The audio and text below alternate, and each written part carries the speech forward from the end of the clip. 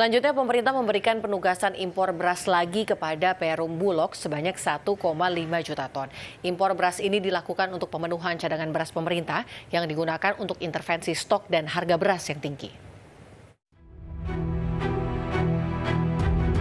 Perum Bulog mendapatkan tugas kembali untuk mengimpor beras sebanyak 1,5 juta ton dari pemerintah.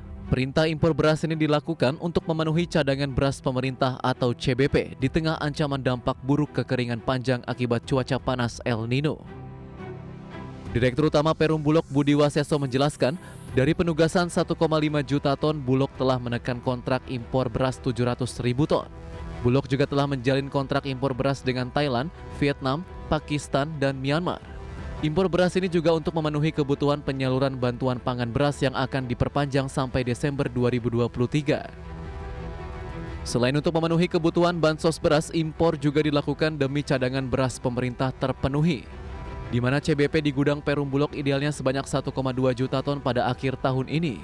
Impor beras ini akan menambah stok cadangan beras pemerintah di gudang Bulog hingga akhir tahun 2023.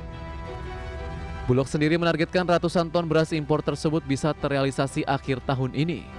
Impor beras ini dilakukan untuk pemenuhan cadangan beras pemerintah yang digunakan untuk intervensi stok dan harga beras yang tinggi. Selain itu juga untuk memenuhi kebutuhan penyaluran bantuan pangan beras yang akan diperpanjang hingga Desember 2023. Dari Jakarta, IDX Channel.